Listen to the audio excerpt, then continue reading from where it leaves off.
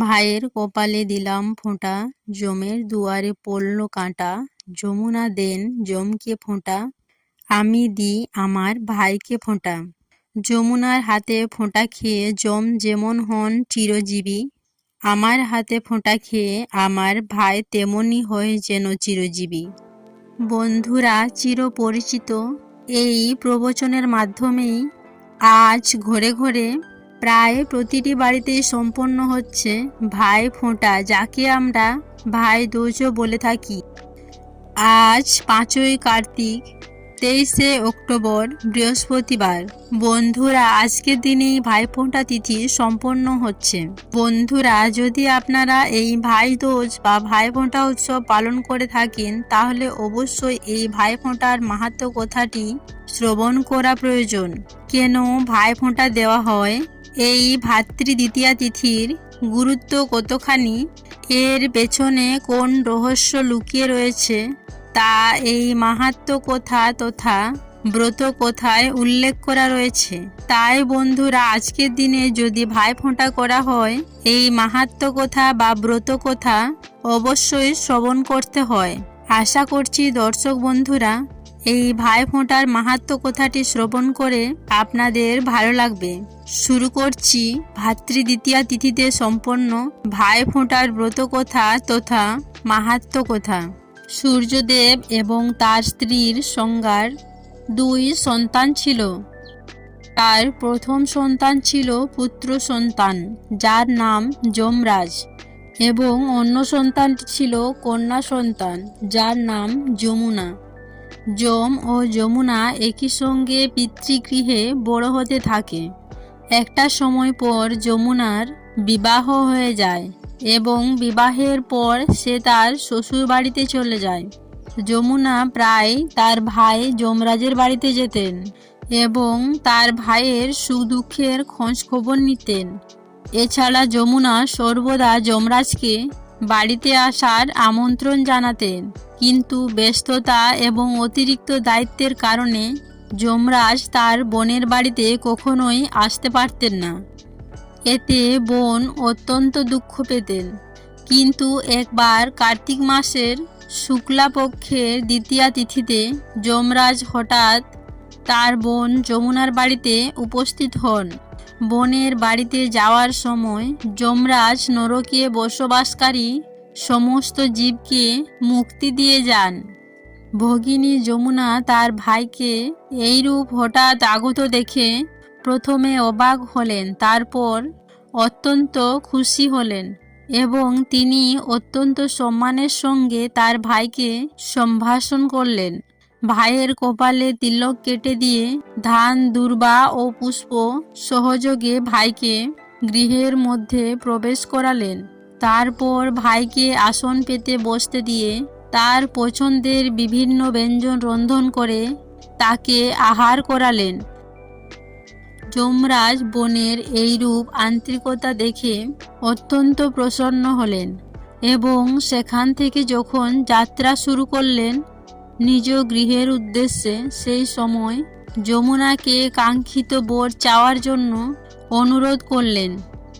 যমুনা যমরাজের উদ্দেশ্যে অনুরোধ করলেন, আপনি যদি আমাকে বর দিতে চান, তাহলে ভাই আমাকে এই বর প্রদান করো যে প্রতি বছর এই দিনে আপনি আমার বাড়িতে আসবেন এবং আমার আতিথেয়তা গ্রহণ করবেন। একইভাবে যে ভাই তার বোনের বাড়িতে গিয়ে আতিথেয়তা গ্রহণ করবে এবং এই দিনে যে বোন তার ভাইকে তিলক পরাবে এবং নিজের হাতের রান্না খাওয়াবে, সে যেন আপনার ভয় থেকে সর্বদা মুক্ত থাকে এবং দীর্ঘজীবী হয়ে থাকেন। যমরাজ যমুনার এই প্রার্থনা শুনে তিনি বললেন, তথাস্তু, এবার থেকে তাই হবে। এবং এই কথাও বললেন, ভাই ও বোনেরা যদি যমুনা নদীতে স্নান করেন, তাহলে তারাও যমরাজের প্রকোপ থেকে রক্ষা পাবেন। কথিত আছে, তখন থেকেই পালন হতে থাকে বোন ও ভাইয়ের এই উৎসব। যমরাজের দেওয়া এই বরদান পরবর্তীতে প্রতিফলিত হয় একদা এক বৃদ্ধ মহিলার 7 পুত্র ও 1 কন্যা সন্তান ছিল। সেই বৃদ্ধ মহিলার 7 পুত্রের ওপর বিবাহের দিনে সর্পাঘাতে মৃত্যুযোগ ছিল।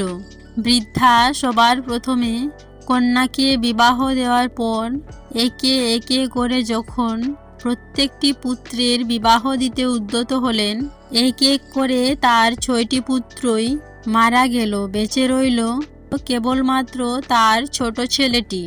6 পুত্রের মৃত্যু শোকে বৃদ্ধা ক্রন্দন করতে করতে অন্ধ হয়ে যায়।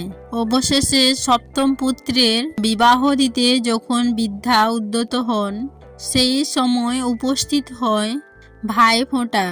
ভাতৃদ্বিতীয়ার দিন বৃদ্ধার 7ম পুত্রটি বোনের বাড়ির উদ্দেশ্যে রওনা দেয়। পথের মধ্যেই সে একটি সাপের দর্শন পায়। সাপ যখন তাকে কামড়াতে এগিয়ে আসে, তখন সে কোনো ক্রমে সাপের হাত থেকে নিজেকে রক্ষা করে সেই সাপটিকে একটি ব্যাগের মধ্যে ভরে ফেলেন এবং সেই ব্যাগটি নিয়েই সে বোনের বাড়ির উদ্দেশ্যে যাত্রা শুরু করেন। দীর্ঘদিন পর তার এক ভাইকে দেখতে পেয়ে বোনের চোখ থেকে আপনা আপনি অশ্রু ঝরে পড়তে লাগলো। ভাইকে এরপর সে যত্ন সহকারে বরণ করলো। তারপর ভাইয়ের কপালে তিলক পরিয়ে ভাইয়ের পছন্দের পায়েস তথা মিষ্টান্ন করে তাকে খাওয়ালো। খাওয়া দাওয়ার পর ভাই যখন ঘুমোতে লাগলো, সেই সময় বোনের ছেলেমেয়েরা মামা মামা ডাকতে ডাকতে মামার ঘরে প্রবেশ করলো এবং মামার কাছে জানতে চাইলো যে সে তাদের জন্য কি নিয়ে এসছে। মামা তখন বললেন যে তাদের জন্য সে কিছুই নিয়ে আসতে পারেনি। মামার কাছ থেকে প্রত্যাখ্যান পাওয়া সত্ত্বেও তারা বাধা মানেননি। তাদের মামার কাছ থেকে সেই ব্যাগটি তুলে নিয়ে সেটি খুলে দেখতে থাকে যে সে সেই ব্যাগটিতে সাপটিকে ভরে রেখেছিল। কিন্তু শিশুরা সেই ব্যাগটি খুলে দেখে এক আশ্চর্য জিনিস। সাপটির বদলে সেই ব্যাগে রয়েছে এক হীরের নেকলেস। সেই হীরের নেকলেসটি তৎক্ষণাৎ বাচ্চারা তার মায়ের কাছে নিয়ে যায়। মা সেই নেকলেসটি দেখে ভাইয়ের দেওয়া উপহার মনে করে অত্যন্ত আনন্দিত হয়। ভাইও সাপের পরিবর্তে এইরূপ হীরের নেকলেস দেখে খুবই আশ্চর্যচকিত হয়ে পড়ে। বলা হয় বোনের কাছ থেকে ভাতৃদ্বিতীয়ার দিন ফোঁটা গ্রহণের পরেই সর্পদোষ নিবারিত হয়ে দীর্ঘ জীবন প্রাপ্ত হয়। কথিত আছে এই অন্ধ বৃদ্ধার পূর্বের 6 পুত্র বোনের প্রার্থনাতেই পরবর্তী সময়ে নিজেদের জীবন ফিরে পায়। এইভাবে ভাতৃদ্বিতীয়ার দিনটি যুগ যুগ ধরে অমর হয়ে আসছে। এই জন্যই বলা হয় বন্ধুরা, এই ভাতৃদ্বিতীয়ার দিন যে বোনের হাত থেকে ফোঁটা নেয়, যে বোনের হাতে রান্না করা খাবার গ্রহণ করেন, তাহলে সেই ব্যক্তি ঈশ্বরের আশীর্বাদ লাভ করেন। যদিও নিজের ভাই বোন না থাকে, তাহলে মামাতো কাকাতো ভাই বোনের মাধ্যমেও বা পাতানো ভাই বোনের মাধ্যমেও ভাইফোঁটার এই ক্রিয়াটি সম্পন্ন করে ভগবানের আশীর্বাদ লাভ করা যায়। আশা করি দর্শক বন্ধুরা ভাইফোঁটার এই মাহাত্ম্য কথাটি শ্রবণ করে আপনাদের ভালো লেগেছে। ভালো লাগলে লাইক করবেন, পারলে শেয়ার করবেন। সকলেই ভালো থাকুন, সুস্থ থাকুন এই কামনা করে আজকের ভিডিওটি আমি এখানে সমাপ্ত করলাম। সবাইকে ভাইফোঁটার অভিনন্দন জানাই। শুভ ভাতৃদ্বিতীয়া।